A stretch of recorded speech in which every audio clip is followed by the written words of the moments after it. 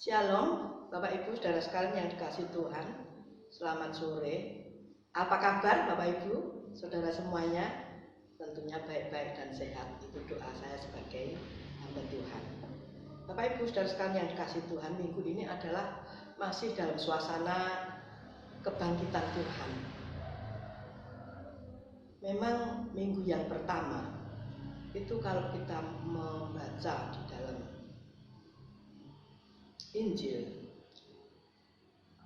pada minggu pertama pagi-pagi sebelum fajar menyingsing, Maria Magdalena dan Maria yang lain datang ke kubur Tuhan Yesus. Pada waktu itu dia ingin melihat bagaimana di dalam kubur itu masih ada atau tidak. Bapak Ibu saudara sekalian dikasih Tuhan, tentunya pada saat itu masih dalam suasana sedih, duka, dan susah. Namun di situ waktu Maria Magdalena dan Maria yang lain ada di kubur Tuhan Yesus, ada gempa yang mendadak karena dilihat ternyata ada malaikat Tuhan turun menggulingkan batu pintu kubur Tuhan Yesus pada waktu itu. Dan setelah dilihat, ternyata malaikat Tuhan ada di atas batu itu. Wajahnya seperti kilat yang bersinar. Pakaiannya seperti salju, putihnya seperti salju. Nah, itulah kisah minggu pertama pagi-pagi.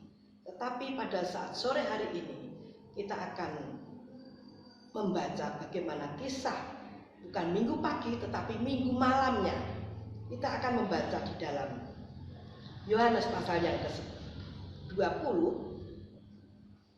ayat yang ke-19 dan 20. Perikopnya, Tuhan Yesus menampakkan diri kepada murid-muridnya.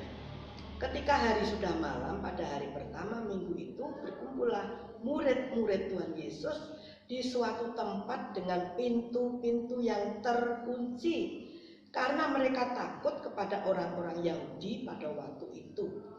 Datanglah Tuhan Yesus dan berdiri di tengah-tengah mereka dan berkata, "Damai sejahtera bagi kamu." Dan sesudah berkata demikian, ia menunjukkan tangannya dan lambungnya kepada mereka. Murid-murid itu bersukacita ketika mereka melihat Tuhan. Bapak Ibu saudara sekalian yang dikasih Tuhan, sebetulnya ini ada dua perikop. Perikop yang pertama, Tuhan menampakkan diri kepada 10 murid. Yang kedua, Tuhan menampakkan diri kepada 11 murid. Ini kelompok yang pertama adalah Tuhan menampakkan diri kepada 10 murid. Saudara sekalian yang dikasih Tuhan, apa yang terjadi setelah Tuhan Yesus mati, dikubur, dan bangkit pada waktu itu? Murid-murid pada ketakutan, sehingga masuk di dalam satu ruangan. 10 murid itu berkumpul di salah satu ruangan yang terkunci, pintu terkunci. Mengapa demikian? Karena mereka semua takut dengan orang-orang Yahudi, tentara Romawi, serdadu-serdadu yang telah menyalibkan Tuhan. Dengan ketakutan itu, saudara, ternyata Tuhan tidak jauh dari mereka. Walaupun pintu terkunci, Tuhan telah menampakkan diri kepada 10 murid itu. Kemudian apa yang Tuhan katakan kepada mereka? Damai sejahtera bagi kamu. Jadi intinya di sini, berjumpa dengan Tuhan menemukan satu damai sejahtera. Ya, setelah Tuhan mengatakan demikian, murid-murid tentunya bersukacita karena Tuhan memberikan damai sejahtera bagi kamu. Kita melihat damai sejahtera di dalam 2 Tesalonika pasal 3. 2 Tesalonika pasal yang ketiga ayat yang ke-16. Dan Ia, Tuhan damai sejahtera, kiranya mengaruniakan damai sejahteranya terus menerus dalam segala hal kepada kamu. Tuhan menyertai kamu sekalian. Bapak Ibu Saudara sekalian yang dikasihi Tuhan, setiap orang mendambakan damai sejahtera. Dan banyak orang berupaya bagaimana caranya untuk mendapatkan damai sejahtera itu di dalam setiap kehidupan mereka. Saudara, ada orang yang mengatakan yang penting ada harta benda, apa yang diinginkan keturutan, di situ ada kedamaian. Banyak orang berupaya semaksimal mungkin untuk mendapatkan damai sejahtera. Yang penting usaha saya sukses, diberkati, di situ saya menemukan damai sejahtera. Sebenarnya tidak menjadi ukuran harta duniawi atau materi, pangkat, derajat, itu tidak menjamin memberikan damai sejahtera di dalam setiap kehidupan orang. Tetapi di sini Tuhan benar-benar mengetahui bagaimana isi hati, situasi dan kondisi murid-murid 10 tadi. Karena murid-murid mengalami satu ketakutan, Tuhan menampakkan diri kepada mereka. Apa tujuannya? Tuhan kok berdiri di tengah-tengah mereka dan Tuhan menampakkan tangannya yang telah berlubang paku. Sebelumnya menyampaikan damai sejahtera bagi kamu. Yang kedua, menampakkan tangannya yang telah berlubang paku, lambungnya yang telah ditusuk oleh serdadu Romawi. Bapak Ibu, apa maksudnya? Tuhan tahu persis murid-murid tidak membutuhkan apa-apa. Murid-murid dalam ketakutan, apa yang mereka butuhkan? Damai sejahtera. Nah, itulah sebabnya Tuhan memberikan sesuai dengan kebutuhan murid-murid. Secara manusia, memang banyak orang ingin mendapatkan damai sejahtera. Tapi damai sejahtera yang diberikan oleh dunia tidak seperti damai sejahtera yang diberikan oleh Tuhan kepada kita. Dikatakan di sini tadi, damai sejahtera Tuhan terus menerus dalam segala hal kepada kamu. Jadi damai sejahtera Tuhan kita rasakan tidak hanya sehari, 2 hari, seminggu, 2 minggu, tidak. Dikatakan di sini terus menerus, kata Rasul Paulus ya kepada jemaat Tuhan yang ada di Tesalonika, mengatakan kepada jemaat itu terus menerus damai sejahtera Tuhan itu ada di dalam diri kamu. Supaya apa? Tidak terpengaruh dengan situasi dan kondisi di sekitar mereka. Murid-murid sebelum bertemu dengan Tuhan terpengaruh, ketakutan melihat situasi dan kondisi yang mencekam mereka. Bapak Ibu Saudara sekalian yang dikasihi Tuhan, di sini Tuhan datang memberikan sesuatu apa yang menjadi kebutuhan murid-murid pada waktu itu. Murid-murid tidak membutuhkan uang pada waktu itu. Murid-murid tidak membutuhkan makan pada waktu itu. Murid-murid membutuhkan damai sejahtera. Itulah sebabnya Bapak Ibu, Tuhan memberikan damai sejahtera kepada mereka. Kemudian apa sebabnya Tuhan menampakkan diri, menunjukkan tangannya dan lambungnya itu? Maksudnya Tuhan supaya mereka lebih lagi mantap akan kebangkitan Tuhan yang telah terjadi. Supaya murid-murid tidak lagi mengalami ketakutan, tetapi mengalami satu kekuatan. Karena benar-benar Tuhan yang disembah adalah Tuhan yang bangkit, Tuhan yang hidup. Kalau dia hidup berarti mengetahui apa yang menjadi keperluan kita masing-masing. Dan saya yakin Tuhan kita, Tuhan yang hidup, Dia yang mengetahui dan akan memberkati setiap kita dan sedang memberkati kita apapun yang menjadi keperluan kita masing-masing. Murid-murid perlunya damai sejahtera, sama Tuhan diberi damai sejahtera. Kemudian kita Efesus pasal 1 ayat yang kedua, kasih karunia dan damai sejahtera dari Allah, Bapa kita, dan dari Tuhan Yesus Kristus menyertai kamu. Jadi saudara yang dikasih oleh Tuhan, kita perlu bersyukur kepada Tuhan karena damai sejahtera Tuhan senantiasa menyertai kehidupan kita semua. Nah, puji Tuhan. Kita membaca di dalam Lukas pasal yang ke-22 ayat yang ke-32 dikatakan demikian, tetapi aku telah berdoa untuk engkau supaya imanmu jangan gugur, dan engkau jikalau engkau sudah insaf, kuatkanlah saudara-saudaramu. Pesan Tuhan kepada murid-murid yang telah mengetahui bahwasanya Tuhan sudah bangkit. Tuhan berpesan kepada mereka, kalau engkau sudah insaf, artinya sudah mengetahui bahwa Tuhan itu benar-benar bangkit, kuatkanlah saudara-saudaramu. Nah, ini pesan Tuhan bagi murid-murid tadi.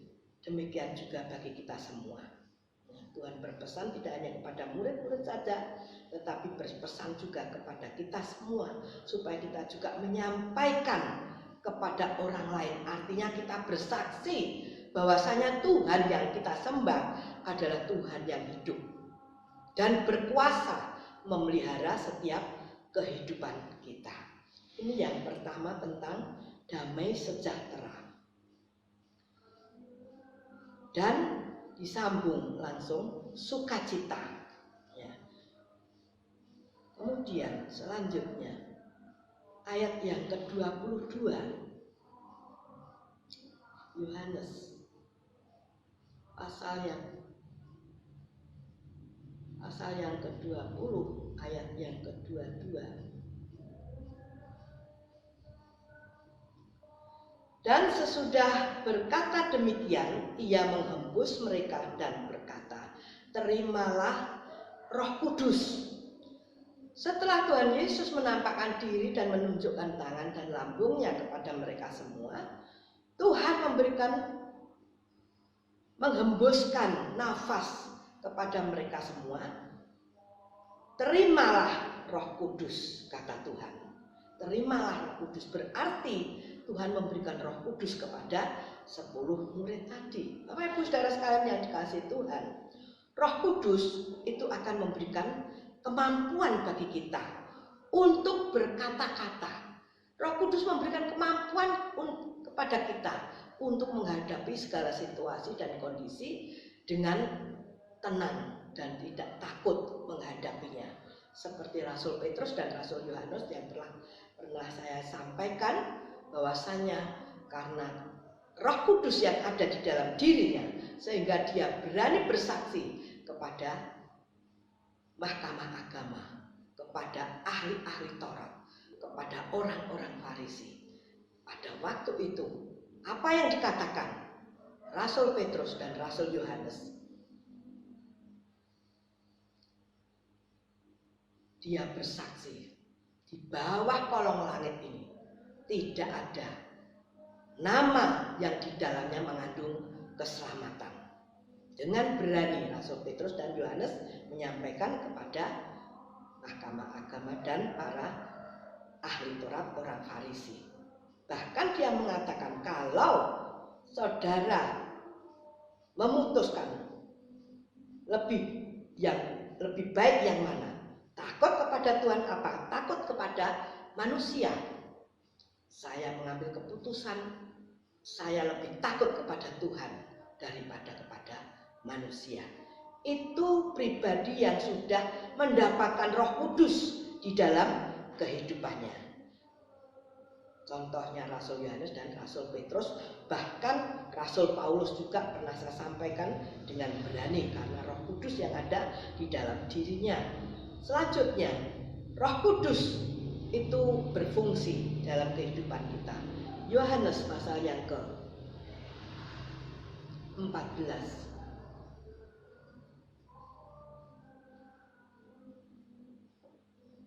ayat yang ke-26 dikatakan, tetapi penghibur, yaitu Roh Kudus, yang akan diutus oleh Bapa dalam namaku, dialah yang akan mengajarkan segala sesuatu kepadamu dan akan mengingatkan kamu akan semua yang telah kukatakan kepadamu. Jadi Roh Kudus itu fungsinya menghibur, menguatkan, mengingatkan kepada kita apa yang telah Tuhan sampaikan kepada murid-murid pada waktu itu.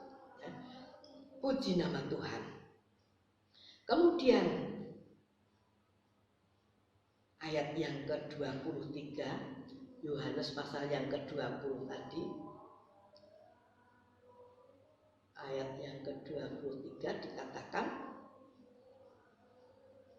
jikalau kamu mengampuni orang, dosanya diampuni, dan jikalau kamu menyatakan dosa orang, tetap ada, dosanya tetap ada.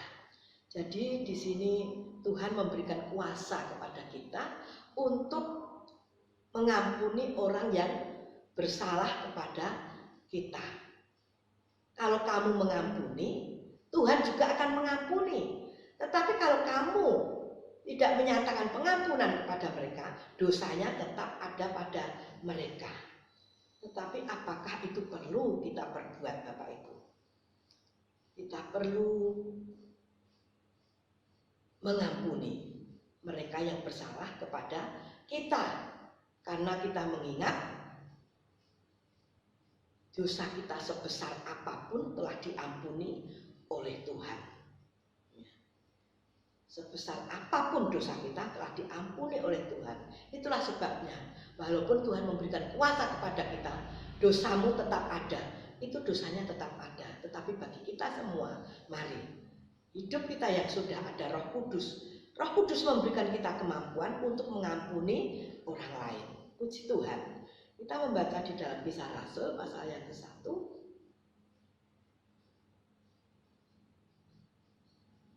Ayat yang ke-8. Tetapi kamu akan menerima kuasa kalau Roh Kudus turun ke atas kamu, dan kamu akan menjadi saksiku di Yerusalem dan di seluruh Yudea dan Samaria dan sampai ke ujung bumi.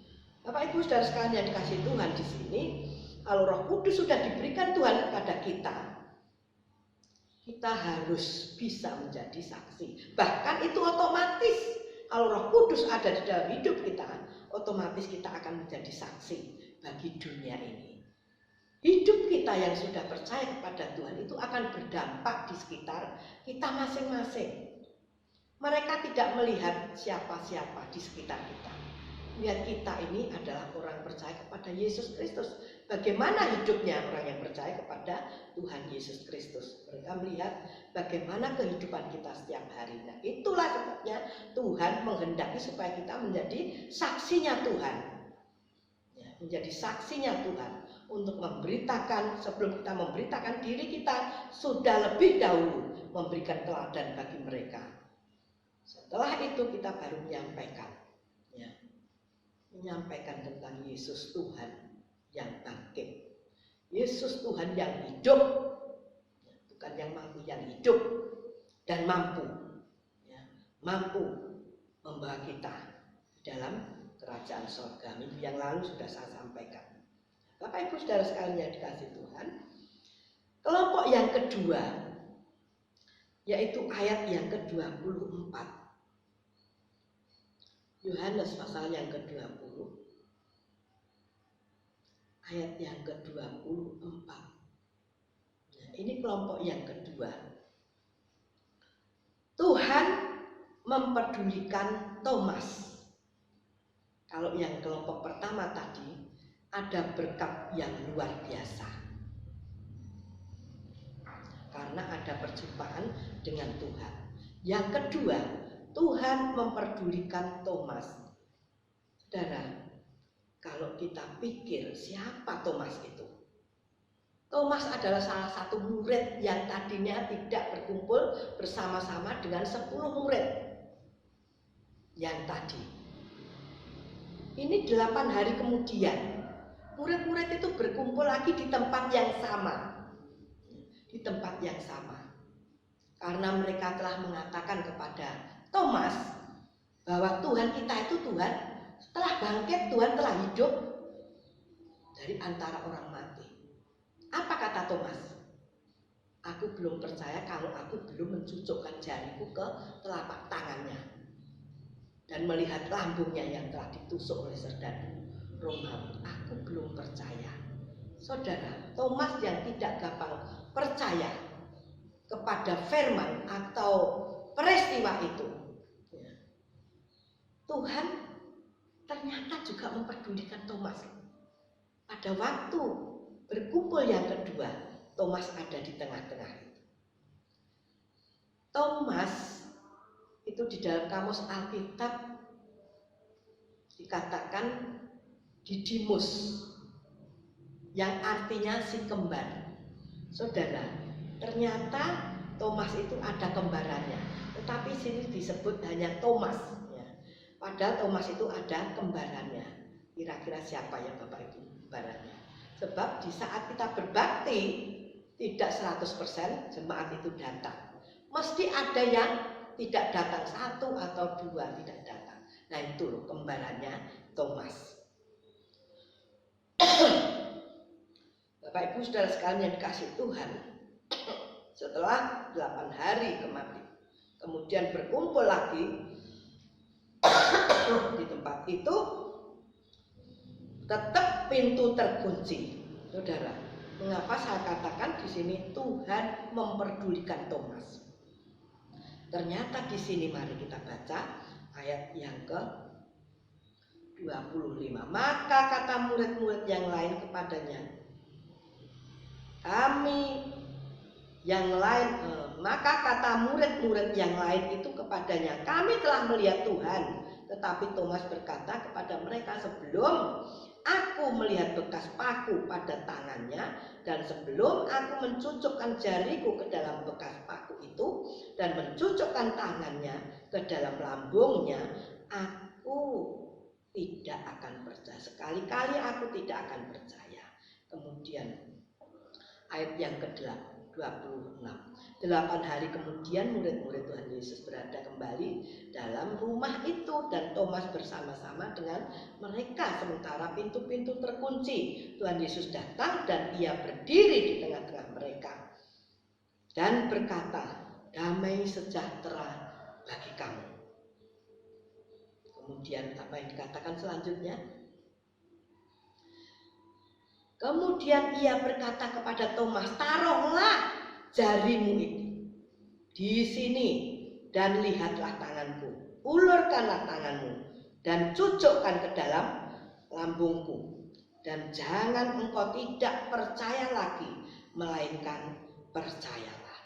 Bapak Ibu Saudara sekalian yang dikasihi Tuhan, di sini 11 murid yang dipanggil Tuhan Thomas. Mengapa?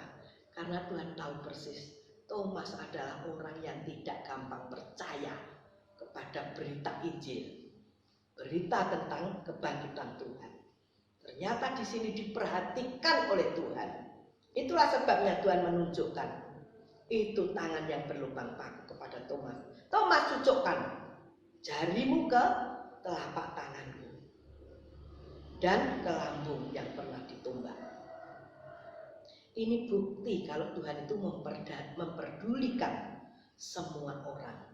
Apalagi di sini Thomas yang tidak gampang percaya pun juga diperdulikan oleh Tuhan.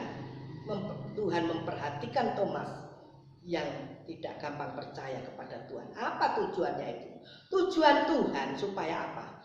Thomas tidak ragu lagi terhadap kebangkitan Tuhan.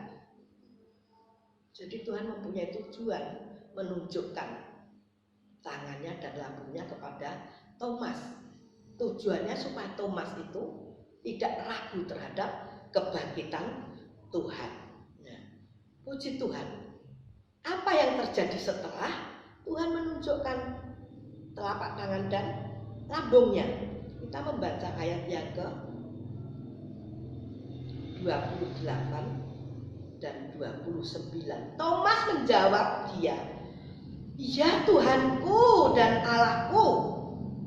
Kata Tuhan Yesus kepadanya, karena engkau telah melihat aku, maka engkau percaya. Tetapi berbahagialah mereka yang tidak melihat namun percaya. Bapak Ibu, ternyata Tuhan itu menghendaki tidak seperti apa yang menjadi karakter Thomas. Kalau belum ada bukti, tidak percaya. Tuhan menghendaki berbahagialah orang yang percaya walaupun tidak nampak. Saudara, di sini zaman sekarang ini, kalau zaman dulu ada yang pernah melihat Tuhan langsung seperti Nabi Musa melihat Tuhan tapi belakangnya saja. Tapi ada lagi rasul yang melihat Tuhan, yaitu Rasul Stefanus pada waktu dirajam batu dan menghadapi kematian. Pada waktu itu menyerahkan rohnya kepada Tuhan. Dia melihat di langit, di situ ada Tuhan Yesus berdiri. Jadi pada waktu dulu Rasul juga ada yang melihat Tuhan. Tetapi zaman sekarang, adakah orang yang melihat Tuhan langsung? Saudara, di zaman sekarang tidak ada orang yang langsung bisa melihat Tuhan. Bagaimana caranya supaya kita bisa melihat Tuhan? Saudara, kitab suci itu adalah pribadi Tuhan Yesus sendiri, karena Tuhan sudah mengatakan, Tuhan sudah mengatakan, firman telah menjadi manusia. Jadi kalau kita ingin melihat Tuhan, firman itulah pribadi Tuhan. Kalau kita cinta Tuhan, mari kita mau baca firman Tuhan. Ini adalah pribadi Tuhan yang sanggup menghidupkan rohani kita. Nah, Bapak Ibu Saudara sekalian dikasih Tuhan, itulah sebabnya kita mau baca ayat yang terakhir di dalam Yohanes pasal yang ke-1. Ayat yang ke-18. Tidak seorang pun yang pernah melihat Allah, tetapi anak tunggal Allah yang ada di pangkuan Bapa, dialah yang menyatakannya. Nah, jadi Bapak Ibu Saudara sekalian yang dikasih Tuhan, sekarang itu tidak ada orang yang bisa melihat Tuhan. Ada kadang-kadang pendeta mengatakan, baru saja saya melihat Tuhan, baru saja saya bertemu dengan Tuhan. Memang kalau kita membaca firman, ini juga bertemu dengan Tuhan. Tetapi kalau langsung pribadi Tuhan, kadang-kadang ada pendeta yang mengatakan begitu. Tetapi ayat ini mengatakan tidak ada seorang pun yang bisa melihat Tuhan. Saudara yang dikasihi Tuhan. Jadi sekarang kita perlu mempercayai Tuhan. Benar-benar bahwa Dia adalah Tuhan yang hidup.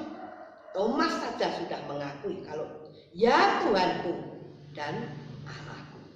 Tetapi Thomas melihat dulu bukti. Tetapi bagi kita semua dikatakan oleh Tuhan, berbahagialah mereka yang percaya walaupun tidak nampak. Saudara, ini berlaku dalam kehidupan kita sekarang.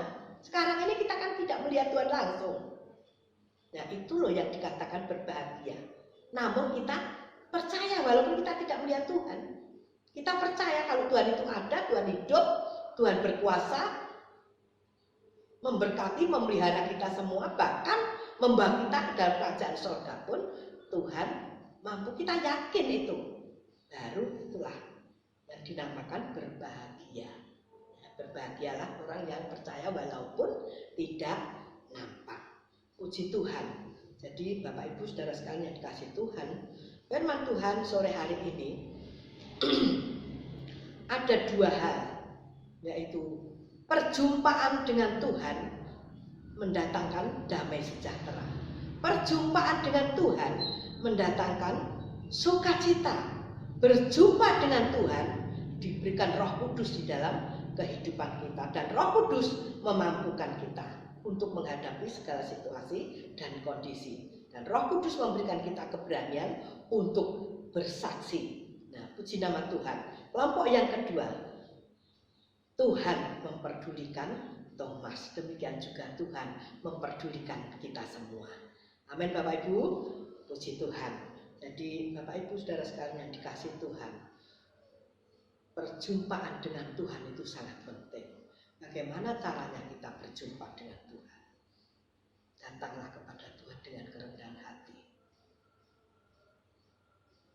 dengan rasa rindu akan Tuhan. Kalau kita rindu akan Tuhan, Tuhan akan hadir di tengah-tengah perhimpunan kita.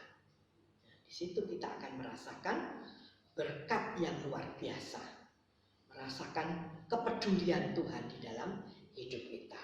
Puji nama Tuhan. Jadi Bapak Ibu Saudara sekalian yang dikasihi Tuhan, inilah kebenaran firman Tuhan yang saya sampaikan, biarlah menjadi berkat bagi kita semua. Kita perlu berdoa bersama-sama, kita mengucap syukur kepada Tuhan. Bapa di sorga, kami sangat bersyukur Tuhan, Engkau tetap mengasihi kami. Ternyata saat ini Tuhan masih memberkati kami dengan berkat yang luar biasa, yaitu damai sejahtera yang dari Tuhan, sukacita sorgawi Tuhan, kasih buat kami semua anak-anak-Mu. Demikian Roh Kudus-Mu Engkau berikan buat kami semua, sehingga kami mampu menghadapi segala situasi dan kondisi. Demikian juga kami bersyukur Tuhan, Engkau telah memperdulikan setiap kami anak-anak-Mu. Sampai saat ini kami semua masih dalam keadaan sehat. Nah, itulah Tuhan yang senantiasa kami rindukan. Terima kasih Bapak di sorga. Terima kasih Bapak Ibu Saudara sekalian yang dikasihi Tuhan. Walaupun kita ada di rumah kita masing-masing, yakinlah Tuhan melawat Bapak Ibu semua. Tuhan memberkati Bapak Ibu semua. Berkat sesuai dengan kebutuhan kita masing-masing. Tuhan tidak memberikan apa yang tidak kita butuhkan, tetapi Tuhan memberikan apa yang kita butuhkan. Itulah sebabnya yakini di saat kita datang kepada Tuhan, Tuhan ada di depan saudara. Yakini Tuhan mampu memberkati setiap keperluan kita masing-masing. Lebih daripada itu, Tuhan mampu membawa kita ke dalam kerajaan sorga. Itulah yang sangat penting di dalam kehidupan masing-masing. Terima kasih ya Tuhan. Terima kasih Tuhan. Terima kasih pada sore hari ini. Kami yakin Engkau ada di antara kami walaupun berjauhan. Tapi Tuhan melawat anak-anak-Mu satu persatu Tuhan di rumah mereka masing-masing. Dan kedangkan tangan-Mu yang berkuasa ya Tuhan, untuk memberkati anak-anak-Mu semuanya. Berkat jasmani rohani komplit limpah dalam kehidupan mereka semua.